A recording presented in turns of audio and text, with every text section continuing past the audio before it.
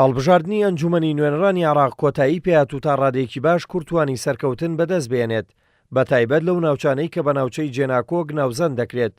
ئێستا قسەکان لەسەرەوەی ئایا کورد بەشداری لە پرۆسەی سیاسی عراقدا دەکات یاخود بەشداری ناکات. لەوبارەیەوە چێنەر عەلی جۆڵا چاودێری سیاسی ڕای دەگەێنێت پرۆسەی بنیادنانەوەی سیاسی عراق دوای هەڵبژاردنەکان زۆر بە خێرایی تێدەپەڕێت. جوڵە هەرێمی و نێودەوڵەتیەکان لە عراق گەرم و گوڕی پێوە دیارە، بۆیە ئەگەر کورد بیەوێت پێگەی خۆی بپارێزێت پێویستە بەشداری لە بنیادنانەوەی پرۆسەی سیاسی عراقدا بکات، ئەگەرنا بایکۆتکردن هیچ دەرەنجامێکی نییە و زیان بارێمی کوردستان دەگەێنێت. وەکو هەرێمی کوردستان ئەگەرمانێ پێگەی هەرێمی کوردستان بپارێزین وەک یەکێکی دەستوری و ئەو پێگە بەهێزەی کە وڵاتان داوامان لێکەن دەستەبەریکەین پێویستە ئێمە مشارەکە بکەین لە عملی سیاسی و بیناکردنەوەی عملی سیاسی لە عێراق. ئەگەرنا بایکۆتکردنی پرۆسی سیاسی لە عێراق من پێم وایە دەرەنجامی عەکسیە بێت، کاریگەری سلبی لەسەر هەرێمی کوردستانەکە وەک یەکێکی دەستوری و هەروە وەک خاوەن پێگەیشی بەهێز لە ناوچەکە. لەبەرەوە باشترین بژاردە بەشداریکردنی هێز و لایەنە سیاسیەکانە، بەڵام گرنگەوە ئێمە چۆن بەشداریەکەین.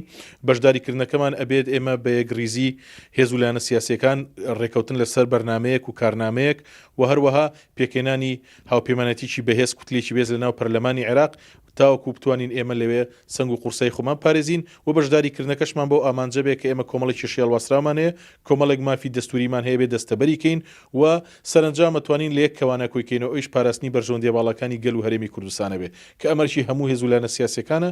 بۆیە بایکۆت و مقاتعە و ئەم جۆرە بابەتانە لە بەرژەوەندی هەرێمی کوردستانە نییە، چونکە پرۆسەی سیاسی لە عێراقا و ئیتیجاهی دەولی و ئیقلیمی بەو ئاراستەیە کە چاوەڕێی کەس ناکات. هەر لەو بارەیەوە ئیکرام سەعید باجەلان مامۆستای زانکۆ بڕوای وایە کە دەبێت کورد بەشداری لە پرۆسەی سیاسی عراقدا بکات، چونکە ئەوە پێگەی کورد بەهێز دەکات و لەو ڕێگەیەوە دەتوانرێت مافە دەستوری و یاسایەکان بەدەست بێنرێت.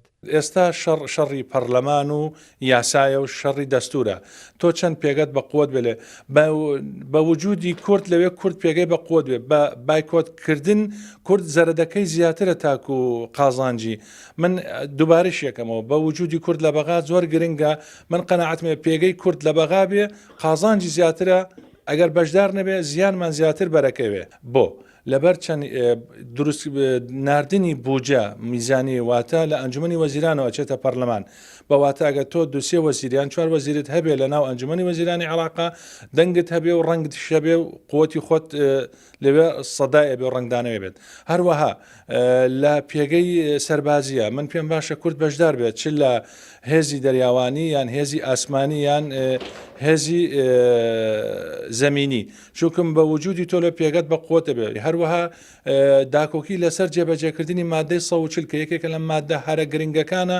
بەشداریکردنی دەیان حزب و قەوارەی سیاسی لە هەڵبژاردننی ئەنجومەنی نوێنەرانی عراق و خستنە ڕووی دەرەنجامەکان ئەوەی سەلماندووە کە هیچ جێزولانێکی سیاسی بەهۆی بەدەزێنانی زۆرینە دەرفەتی پێگەێنانی حکومەتی نییە و پێگەێنانی کابینەی نوێ لەسەر بنەمای تەوافق و هاوبەشی دەبێت.